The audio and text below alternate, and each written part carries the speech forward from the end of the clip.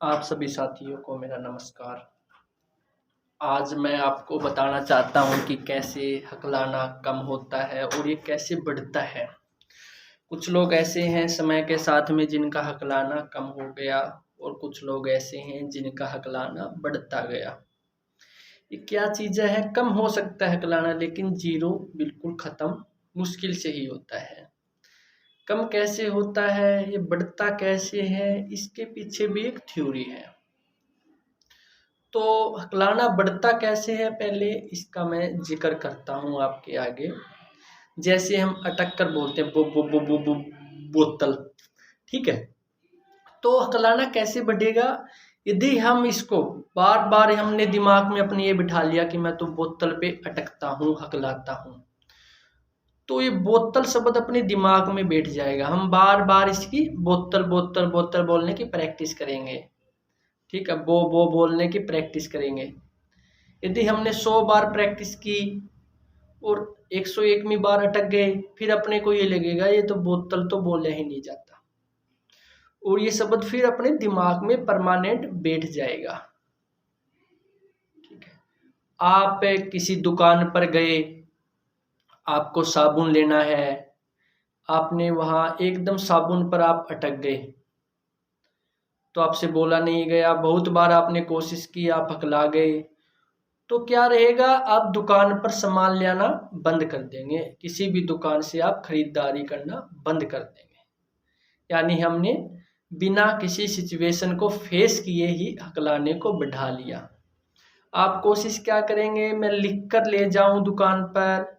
जैसे आप कोई स्टूडेंट हो तो आप क्या करते हो, अपने टीचर को क्वेश्चन होते हैं जो सुनते हैं, आप कहते हो जी मैं तो क्वेश्चन लिख कर दिखा दूंगा, मेरे से बोला नहीं जाता, मेरे से आप लिखा लो।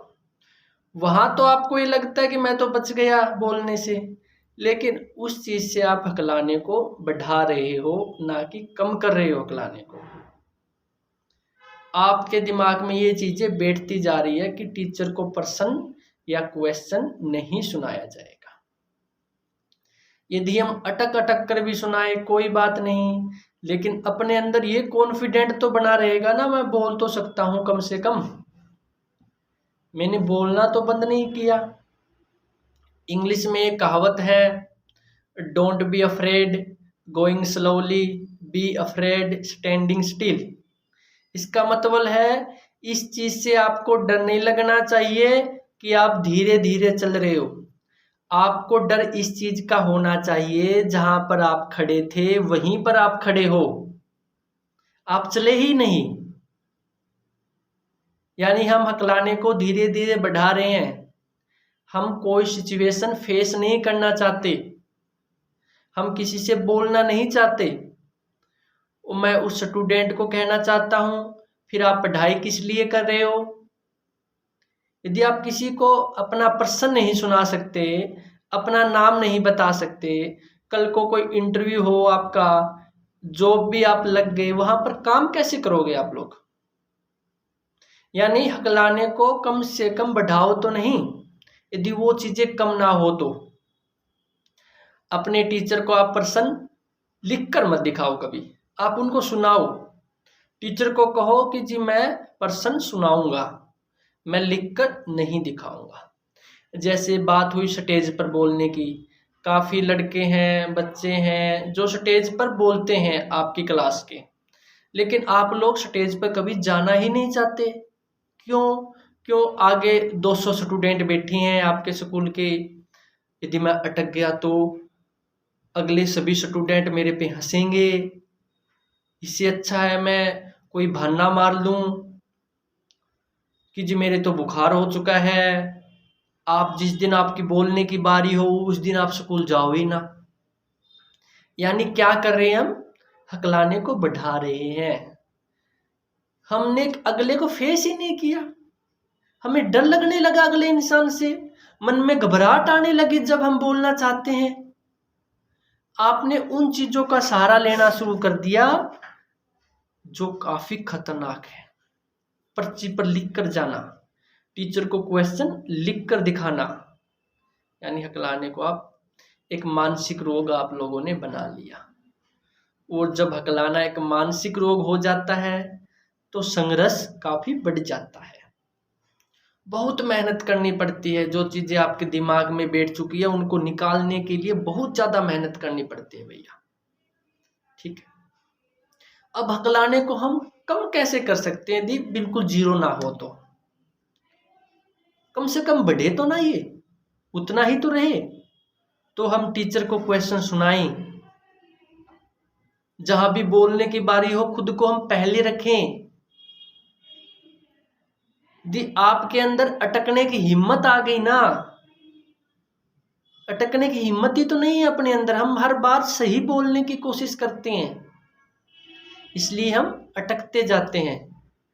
अपने अंदर सही बोलने की कोशिश छोड़ दो, कोई बात नहीं मैं अटक कर बोलूंगा, तो उससे आप हकलाने को बढ़ाओगे नहीं। आप सिचुएशन को फेस करना सीख जाओगे। आप अपने अंदर ये कॉन्फिडेंट लेके आओ, मेरे में हिम्मत तो है कि मैं अटक कर तो बोला, ये काम मैंने से कभी किया ही नहीं। अटकने में भी इंजॉय करो, आप मजे लो, आप सिचुएशन के मजे लो। आप ये नहीं कि हालात आपके मजे लें, आप हालात के मजे लो। अटकने के बावजूद आपका फेस मुरझाना नहीं चाहिए, आपके फेस पे स्माइल होनी चाहिए।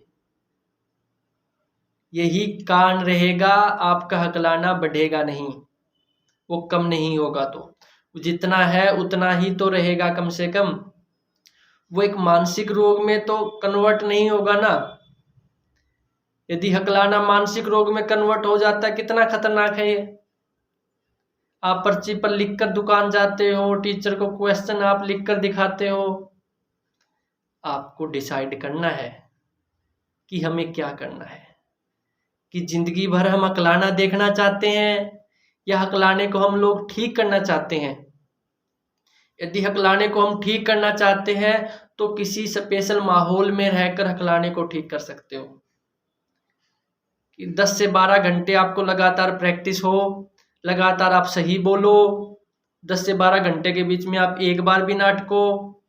दोस्तों से, घर वालों से थोड़ा सा अलग हो जाओ 1 महीने के लिए आप लोग, कि आपको फील्ड की भी प्रैक्टिस मिले, मार्केट की भी पूरा प्रैक्टिस मिले, भीड़ के आगे बोलने की भी आप लोगों की प्रैक्टिस हो। वहां पर आपका हकलाना बढ़ेगा नहीं। ठीक है, तो हमें इन चीजों को देखना चाहिए कि हकलाना कैसे बढ़ रहा है। ठीक है, और बढ़ाने के जिम्मेवार आप खुद होते हो, और कोई बाहरी इंसान के कारण हकलाना नहीं बढ़ रहा। आपने ऐसी चीजों को लिया जिनके कारण आपने हकलाना बढ़ा लिया। यदि हम किसी सिचुएशन को फेस ही नहीं करेंगे तो एक्सपीरियंस कहाँ से आ जाएगा बोलने का? स्टेज पे कभी बोला ही नहीं तो आपको ये लगेगा आगे तो शेर खड़ा है, बोला ही नहीं जाएगा मेरे से तो होगा ही नहीं। अरे कभी कोशिश तो करो चलकर।